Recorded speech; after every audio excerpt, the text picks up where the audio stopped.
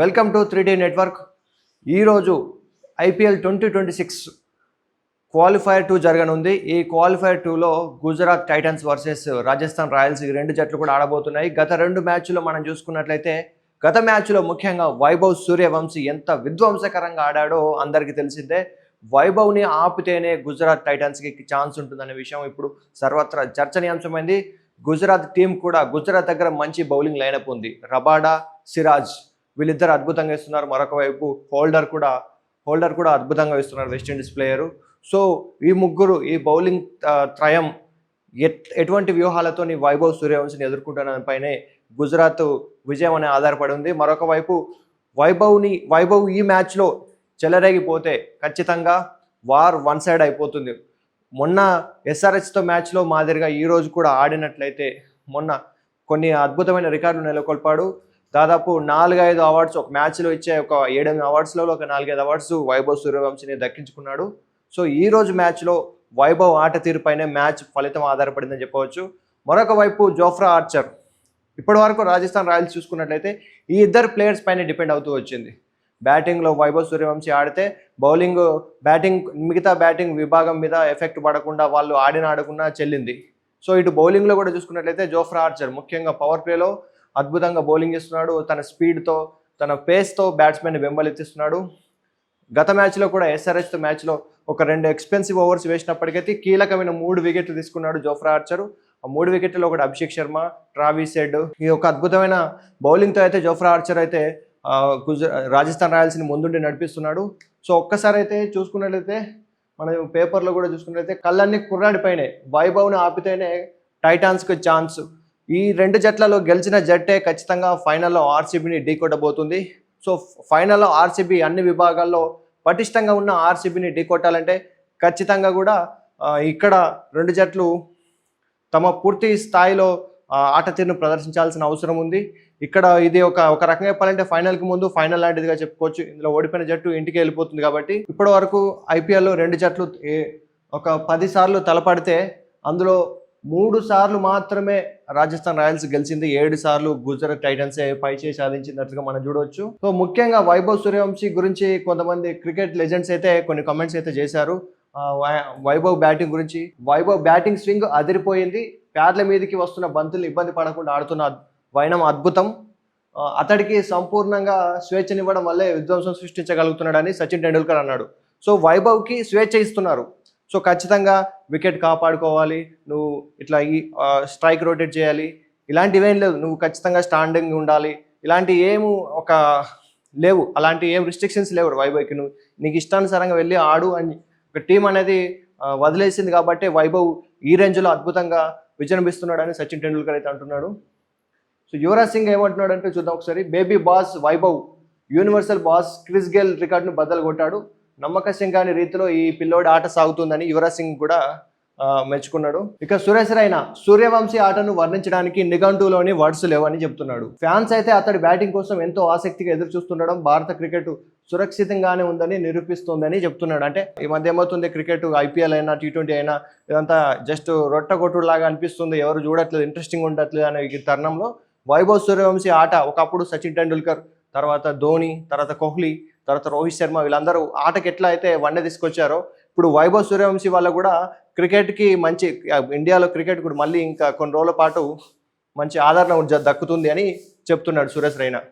So ఇక్కడ మనం చూసుకున్నట్లయితే సురేష్ రైనా 2012-13లో కొట్టిన 25 బాల్స్లో 85 రన్స్ కొట్టిన రికార్డును కూడా వైభవ్ సూర్యవంశీ ఇంత విధ్వంసకరంగా ఆడుతున్నప్పటికీ కూడా సురేష్ రైనా ఆ రోజు నెలకొల్పిన రికార్డుని ఇప్పటికి కూడా ఎవరు బద్దలు కొట్టలేకపోయారు.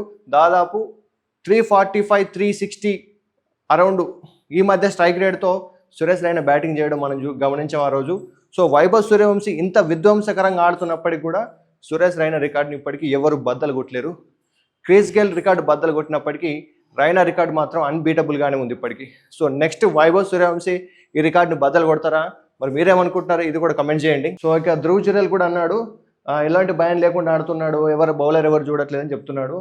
సో అది పక్కన పెడితే సో వీరేంద్ర సెహ్వాగ్ ఒక ఇంట్రెస్టింగ్ కమెంట్ చేశాడు. వైభవ్ సూర్యవంశీ కనుక ఈ 2028లో మెగా వేలం జరగనుంది ఐపీఎల్కి సంబంధించి. ఈ మెగా వేలంలో వైభవ్ సూర్యవంశీ కనుక వస్తే దాదాపు 30 కోట్లు పెట్టవచ్చు వైభవ్కి. ఇప్పుడు రిషబ్ పంత్కి 27 crores అయితే చెల్లిస్తున్నారు. సో వైభవ్ కనుక వేలంలోకి వస్తే దాదాపుగా 30 కోట్లు పలికే అవకాశం ఉందని సేవహాగ్ అంటున్నాడు. సో మీరేమనుకుంటున్నారు? వైభవ్ సూర్యవంశీ 30 కోట్ల వరకే పలుకుతాడా? ఇంకా అంతకు మించి కూడా జట్లు అతన్ని కొనుగోలు చేయడానికి ఇంట్రెస్ట్ చూపుతాయా? కమెంట్ చేయండి. సో ఈరోజు మ్యాచ్ ఇది ఐపీఎల్ అయినా, ఇది ప్లే ఆఫ్స్ క్వాలిఫైయర్ 2 అయినప్పటికీ ఈ మ్యాచ్ అంతా వైభవ్ సూర్యవంశీ చుట్టూనే తిరుగుతుంది. వైభవ్ ఆడితే మ్యాచ్ వన్ సైడ్ అయిపోతుంది డెఫినెట్లీ అనేది అందరికీ ఒక నమ్మకం అయితే కలిగింది. సో ఖచ్చితంగా వైభవ్ వైభవ్ వైభవ్ ఒక్కసారి ఈరోజు సేమ్ ముల్లన్పూర్ గ్రౌండ్, మొన్నటి గ్రౌండ్లోనే ఈ మ్యాచ్ కూడా ఆడుతున్నారు. టాస్ గెలిచిన జట్టు ఖచ్చితంగా బ్యాటింగే తీసుకుంటుంది. ఎందుకంటే బిగ్ మ్యాచెస్, క్వాలిఫైయర్లు, ప్లే ఆఫ్స్, ఫైనల్స్, సెమీఫైనల్స్ ఇలాంటి మ్యాచెస్లో ఖచ్చితంగా సెకండ్ బ్యాటింగ్ చేసే జట్టుపై ఖచ్చితంగా ప్రెజర్ ఉంటుంది కాబట్టి ప్రెజర్ని హ్యాండిల్ చేయడం కష్టం. ఎవరైతే ఒక విరాట్ కోహ్లీ లాగా ఒక ప్రెజర్ని హ్యాండిల్ చేస్తూ క్యాలిక్యులేటెడ్ ఆడే ప్లేయర్లు ఉన్నప్పుడు మాత్రమే ఈ ఫైనల్స్లో, అది కూడా కష్టమే ఖచ్చితంగా. సో ఖచ్చితంగా ఫైనల్స్లో ఈ పెద్ద పెద్ద మ్యాచెస్లో టాస్ గెలిచిన జట్టు ఖచ్చితంగా బ్యాటింగే తీసుకోవాలి. డ్యూ ఉంటుంది. ఏ కారణాలు చూడకుండా ఖచ్చితంగా బ్యాటింగ్ తీసుకున్న జట్టుకి అడ్వాంటేజ్ ఉంటుంది.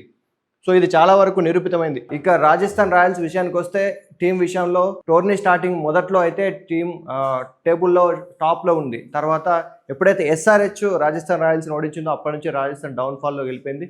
తర్వాత లాస్ట్లో కంబ్యాక్ ఇచ్చి లీగ్ స్టేజ్లో లాస్ట్ మ్యాచెస్లో కంబ్యాక్ ఇచ్చి మళ్ళీ ప్లే ఆఫ్స్కి అయితే చేరుకోవడం జరిగింది. అది కూడా జోఫ్రా ఆర్చర్, వైభవ్ సూర్యవంశీ వల్లనే. సో మళ్ళీ క్వాలిఫైయర్ ఎలిమినేటర్ 1లో కూడా వీళ్ళిద్దరు పర్ఫార్మెన్స్ ఆధారంగానే జట్టు అనేది ఇప్పుడు క్వాలిఫైర్ 2 ఆడుతుంది.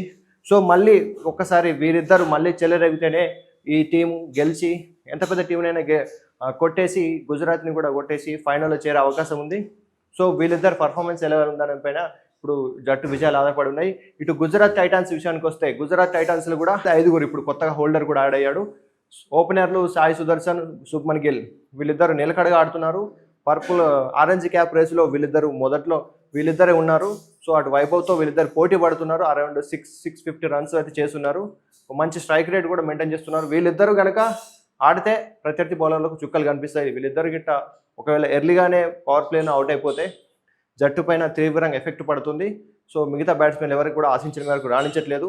సో బ్యాటింగ్లో వీరిద్దరే. సో బౌలింగ్ విషయానికి వస్తే కూడా రబాడా, సిరాజ్ పవర్ ప్లేలో అద్భుతంగా బౌలింగ్ చేస్తున్నారు. వికెట్స్ కూడా తీస్తున్నారు. సో చాలా డేంజరస్గా ఉన్నారు. వీళ్ళిద్దరు కూడా పర్పుల్ క్యాప్ రేస్లో ఉన్న వాళ్ళిద్దరే. సో చూడాలి వీళ్ళిద్దరు అటు వాళ్ళిద్దరు ఇటు వీళ్ళిద్దరు బౌలింగ్లో. సో మిడిల్ ఓవర్స్లలో జాసన్ హోల్డర్ కూడా చాలా కీ రోల్ పోషిస్తున్నాడు. జాసన్ హోల్డర్ వచ్చినప్పటి నుంచే గుజరాత్ టైటన్స్ వరుసగా విజయాలు నమోదు చేస్తూ టేబుల్లో ఒక టైంలో టాప్లోకి వచ్చింది. సో ఇటు రాజస్థాన్ రాయల్స్లో కూడా చూస్తే 4 ప్లేయర్లే, గుజరాత్ టైటన్స్లో చూస్తే 5 ప్లేయర్లే. మొత్తం ఈ 9 మంది చుట్టే ఈరోజు మ్యాచ్ జరగబోనుంది. ఈ మిగతా ఏ బ్యాట్స్మెన్లు, ఏ ప్లేయర్లు కూడా అంతగా అయితే మనం సక్సీడ్ అయినట్లయితే చూడట్లేదు. జోస్ బట్లర్ అప్పుడప్పుడు కొడుతున్నాడు, మధ్యలో అది ఒక 15-20 రన్స్ వరకే సరిపోతుంది. అంతకు మించి అయితే బట్లర్ ఆడట్లేదు. సో ఇప్పుడు ముఖ్యంగా అయితే వైభవ్ సూర్యవంశిని అవుట్ చేయాలంటే గుజరాత్ ఎలాంటి ప్రణాళికలు రూపొందిస్తుందన్న విషయానికి వస్తే వైభవ్ సూర్యవంశిని ఖచ్చితంగా అవుట్ చేయలేము, ఎలాంటి బాల్స్ వేసినా ఆడుతున్నాడు అని అనుకుంటున్నారు. కానీ వైభవ్ సూర్యవంశి కూడా వీక్నెస్లు ఉన్నాయి. సో ఆ వీక్నెస్లు ఏంటో, సో వైభవ్ సూర్యవంశి ఇప్పటి వరకైతే అతనికి వీక్నెస్ లేదు, ఏ బాల్ వేసినా కొడుతున్నాడు అనుకుంటారు. కానీ వైభవ్ సూర్యవంశి కూడా కొన్ని వీక్నెసెస్ ఏది ఉన్నాయి. ఆ వీక్నెసెస్ ఏంటో ఒకసారి చూద్దాం. షార్ట్ బాల్, ముఖ్యంగా షార్ట్ బాల్ వేసినప్పుడు ఫాస్ట్ బౌలర్లు బౌన్సర్స్ వేసినప్పుడు కొంచెం స్ట్రగుల్ అవుతున్నాడు. సో ఇట్లా హెడ్కి వేస్తుంటే మాత్రం అది కూడా టైమింగ్ లేకుండా ఒక వేరియేషన్, ఒక ఫేస్ ఆఫ్ చేసి షార్ట్ బాల్ వేస్తే మాత్రం ఖచ్చితంగా వైభవ్ దొరుకుతున్నాడు. సో ఇప్పటి వరకు కూడా అదే జరిగింది. కానీ దాంట్లో కూడా పేస్ ఆఫ్ చేయకుండా వేస్తే మాత్రం ఖచ్చితంగా దాన్ని సిక్సర్గా మలుస్తున్నారు. సో అదొకటి వైభవ్ వీక్నెస్లో అదొకటి. సో ఇంకొకటి ఫ్రంట్ ఫుట్ మీద కొంచెం ఇంప్రూవ్ కావాలి. వైభవ్ సూర్యవంశికి ఫ్రంట్ ఫుట్ అనేది బాగాలేదు. ఎప్పుడు చూసినా బ్యాక్ ఫుట్ మీదనే ఆడుతున్నాడు. సో ఆ బ్యాక్ ఫుట్ మీద ఆడకుండా వైభవ్ని కొంచెం నిరోధించగలిగితే కూడా సక్సీడ్ అవ్వచ్చు. సో లాంగ్ డిఫెన్స్ లేదంటున్నారు. చార్జీపీడీ ఏం చెప్తుందంటే డిఫెన్సివ్ షాట్స్ ఆటే అగ్రెసివ్ బ్యాటింగ్ ఆడుతున్నాడు, డిఫెన్స్ ఆడట్లేదు అంటే ఇక్కడ డిఫెన్స్ ఆడే టైం లేదు, అతడికి అవసరం లేదు ప్రస్తుతం ఉన్న సిచ్యువేషన్స్లో. సో డిఫెన్స్ అనేది ఇక్కడ మ్యాటర్ కాదు. సో దాన్ని పెద్దగా చేయాల్సిన అవసరం లేదు. సో స్లోవర్ బాల్స్, ముఖ్యంగా ఎంత స్పీడ్ వేస్తే అంత వేగంగా బాల్ని బయట పంపిస్తాడు. సో అందుకోసమనే వైభవ్ని స్లోవర్ బాల్స్తోనే కట్టడి చేయాలి. ఖచ్చితంగా స్లోవర్ బాల్స్తోనే ఫేస్ ఆఫ్ చేసి ఆఫ్ కట్టర్లు ఇవన్నీ వేస్తుంటేనే వైభవ్ కొంచెం తడబడతాడు. సో అదర్వైజ్ ఇక అతన్ని స్టాప్ చేయలేము, అతను ఆపలేము.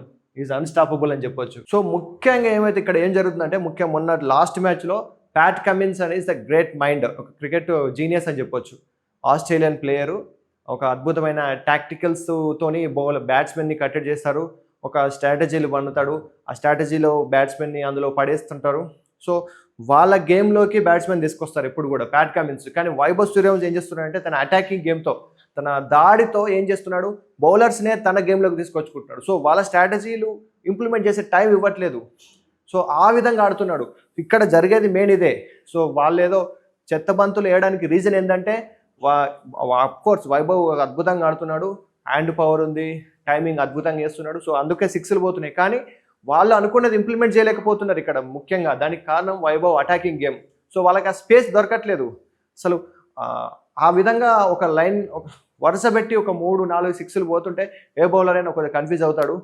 సో ముఖ్యంగా టైం లేకుండా వేయాలి. సో వైభవ్కి కట్టడి చేయాలంటే ప్రత్యేకంగా ప్రిపేర్ కావాల్సిందే. సో వైభవ్ సూర్యవంశీని కట్టడి చేయాలంటే ఖచ్చితంగా ఒక ప్లాన్, పర్ఫెక్ట్ ప్లాన్తోని అసలు మిగతా 9 మందిని సంగతి పక్కన పెట్టి ఓన్లీ వైభవ్ మీద ఫోకస్ చేస్తే పరిస్థితి కొంచెం కంట్రోల్ ఉండొచ్చు. సో అతనికి ఒక ఉచ్చు బిగించాలి. సో ఈ బాల్ వేస్తే ఇటు కొడతాడు ఖచ్చితంగా, కంటిన్యూస్గా అవే బాల్స్ వేయాలి, కంటిన్యూస్గా అవే బాల్ కొట్టడానికి టెంప్ట్ చేయాలా. సో అలా టెంప్ట్ చేస్తే ఎక్స్పీరియన్స్ లేదు కాబట్టి ఖచ్చితంగా టెంప్ట్ అవుతాడు. వైభవ్ సూర్యవంశీ టెంప్ట్ అవుతాడు కాబట్టి అప్పుడు వైభవ్ని అవుట్ చేసే అవకాశం ఉంటుంది. సో వైభవ్ని అవుట్ చేయాలి, అతడు ఏదో ఆడకూడదని కాదు. సో కొంతమంది అట్లా కూడా అనుకునే పరిస్థితి ఉంది. సో ఇదంతా ఆటలో భాగంగా టెక్నిక్స్. ఫియర్లెస్ బ్యాటింగ్ ఆడతాడు, హ్యూజ్ 6 హిట్టింగ్ పవర్ ఉంది, fast bat speed, confidence super, ఇవన్నీ ఓకే, ఇవన్నీ వైభవ్కి ఉన్న ఎబిలిటీసే. సో నెక్స్ట్ ఏంటంటే, so coming to the match. So ఈరోజు మ్యాచ్కి సంబంధించి పిచ్ వాతావరణం ఎట్లా ఉండబోతుంది చూద్దాం. ముల్లన్పూర్ పిచ్ భారీ స్కోర్లు నమోదవుతాయి. మొన్న లాస్ట్ మ్యాచ్లో 245 నమోదైంది. చేజింగ్లో కూడా వికెట్లు పోయినప్పటికీ అరౌండ్ 200 వరకు వచ్చేది ఎస్ఆర్హెచ్. సో ఈ సీజన్లో ఇక్కడ చేజింగ్లో కూడా 220 నుంచి 223 కూడా ఈజీగా చేజ్ చేశాయని చెప్తుంది రికార్డ్స్ అయితే. ఈసారి కూడా పిచ్ అదేవిధంగా ఉండొచ్చు. ఐపీఎల్ ఇక్కడ ఆడిన 4 మ్యాచ్ల్లోనూ రాజస్థాన్ నెగ్గింది. సో రాజస్థాన్కి ఇది ఒక అడ్వాంటేజ్. లాస్ట్ మ్యాచ్ గెలిచింది, అంతకుముందు ఆడిన 3 మ్యాచ్లు కూడా గెలిచింది.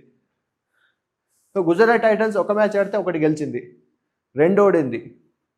మధ్యాహ్నం వర్షం కురిసే అవకాశం ఉంది, కానీ దీనివల్ల ఆటపై ఎలాంటి ప్రభావం ఉండదు.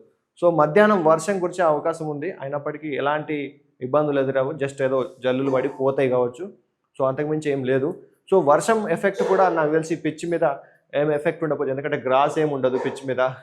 సో ఇండియన్ పిచ్చెస్ ఎలా ఉంటాయో తెలుసు కాబట్టి సో పెద్ద ఎఫెక్ట్ అయితే ఉండదు. సో ఇక్కడ వైభవ్కి సంబంధించి మొన్న ఒక అద్భుతమైన ఇన్నింగ్స్ ఆడిన తర్వాత, ఒక క్రిస్ గేల్ రికార్డు బద్దలు కొట్టిన తర్వాత, ఒక 5-6 అద్భుతమైన రికార్డులు బద్దలు కొట్టిన తర్వాత వైభవ్ గురించి దేశవ్యాప్తంగా ఒకటే చర్చ జరుగుతుంది. ఇప్పుడు కాకపోతే ఇంకెప్పుడు వైభవ్ సూర్యవంశీని ఇండియన్ T20 మెయిన్ టీంలోకి తీసుకురావాలనే ఒక నరేషన్ అయితే, ఒక సెక్షన్ ఆఫ్ పీపుల్ అయితే ఒక సెక్షన్ ఆఫ్ పీపుల్ నుంచి డిమాండ్ అయితే ఎక్కువగా నడిచింది.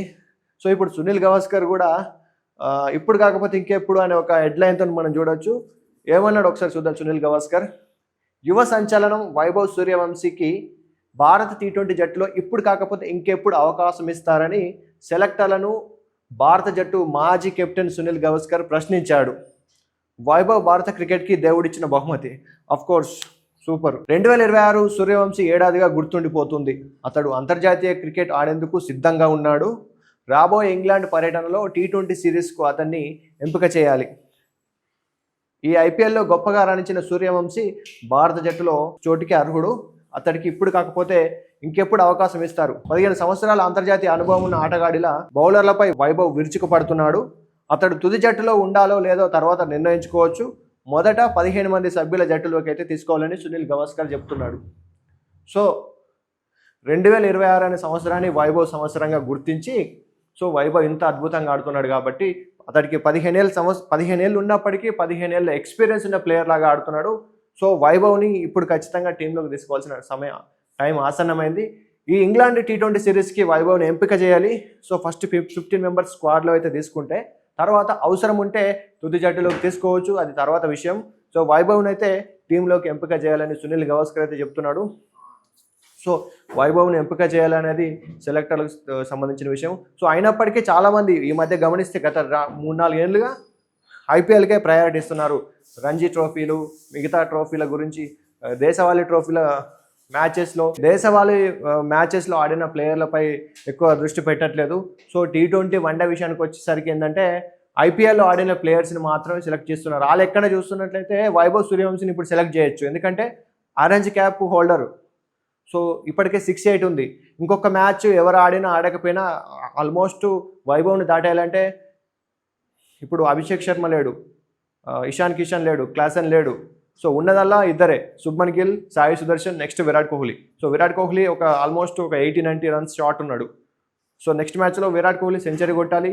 ఎట్ ద సేమ్ టైం ఈ మ్యాచ్లో వైభవ్ సూర్యవంశి ఫ్లాప్ అవ్వాలి. సో అది అయ్యే పరిస్థితి లేదు. So almost orange cap holder ఈ సీజన్లో వైభవ్ సూర్యవంశినే. సో అది కూడా 230-240 స్ట్రైక్ రేట్. ఇంత స్ట్రైక్ రేట్ మెయింటైన్ చేయడం ఇప్పటివరకు ఎవరి తరం కూడా కాలేదు. సో ఈ సీజన్లో అద్భుతంగా రాణించాడు కాబట్టి ఇప్పుడు వైభవ్ సూర్యవంశిని అయితే ఖచ్చితంగా ఇండియా T20 జట్టులోకి అయితే తీసుకోవాలన్న ప్రతిపాదనలు అయితే వినిపిస్తున్నాయి.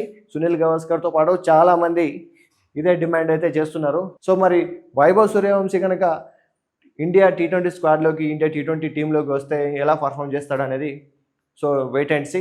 సో మీరేమనుకుంటున్నారు దీని గురించి కూడా కమెంట్ చేయండి. సో మొత్తానికైతే ఈ రోజు జరగబోయే మ్యాచ్ కేవలం మెయిన్గా ఒక ప్లేయర్ చుట్టూ తిరుగుతుంది. ఓవరాల్గా 9 మంది ప్లేయర్స్ చుట్టూ తిరుగుతుంది. ఇటు రాజస్థాన్ రాయల్స్లో విషయానికి వస్తే ఇద్దరే ప్లేయర్లు, వైభవ్ సూర్యవంశి, జోఫ్రా ఆర్చర్. ఇటు బ్యాటింగ్లో వైభవ్ మీద, ఇటు బౌలింగ్లో ఆర్చర్ మీద వన్ సైడ్ వీళ్ళిద్దరే టీంని అయితే మోస్తున్నారు. గుజరాత్ టైటాన్స్ విషయానికి వస్తే ఓపెనర్లు సాయి సుదర్శన్, శుభ్మన్ గిల్, వీళ్ళిద్దరు బ్యాటింగ్ మీదనే మొత్తం ఇప్పటివరకు అయితే జట్టు ఆధారపడింది. ఇటు బౌలింగ్ విషయానికి వస్తే మాత్రం కగీసోర్ రబాడా, మహమ్మద్ సిరాజ్, వీళ్ళతో పాటు జాసన్ హోల్డర్ వీళ్ళకు జాయిన్ అవ్వడం. సో అప్పటి నుంచి అయితే ఈ జట్టు పుంజుకుంది. సో ఈ లాస్ట్ మ్యాచ్లో కఠినమైన ఆర్సీబీ మీద ఆడారు కాబట్టి కొంచెం వీళ్ళు ఫ్లాప్ అయ్యారని చెప్పొచ్చు. సో ఇప్పుడైతే వీళ్ళిద్దరు సమవుజ్జి, ఈ రెండు జట్లు అయితే సమవుజ్జిగా ఉన్నాయి. సో ఈ 9 మంది ప్లేయర్లు, ముఖ్యంగా ఈ బుడ్డోడు వైభవ్ సూర్యవంశి, వీళ్ళ ఆట తీరుపైనే మ్యాచ్ ఫలితం అయితే ఆధారపడి ఉంది. ముఖ్యంగా టాస్ గెలిచిన జట్టు ఖచ్చితంగా బ్యాటింగ్ తీసుకోవాలి, అప్పుడే వాళ్ళకి విజయ అవకాశాలు ఉంటాయి. సో ఈ రెండు జట్లలో బాగా ఆడిన జట్టే ఫైనల్లో ఆర్సీబీని ఢీకొట్టబోతుంది. ఆర్సీబీ ఈసారి అన్ని విభాగాల్లో పటిష్టంగా ఉంది. ఆర్సీబీని ఢీకొట్టాలంటే ముందే అంతకు మించి ఇక్కడ పర్ఫామ్ చేయాల్సిన అవసరం ఉంది. సో చూద్దాం మరి ఈరోజు మ్యాచ్లో ఎవరు గెలవబోతున్నారు, మీరు ఏ జట్టు అయితే గెలిచి ఆర్సీబీతో ఫైనల్ ఆడుతుంది అనుకుంటున్నారు, కమెంట్ చేయండి.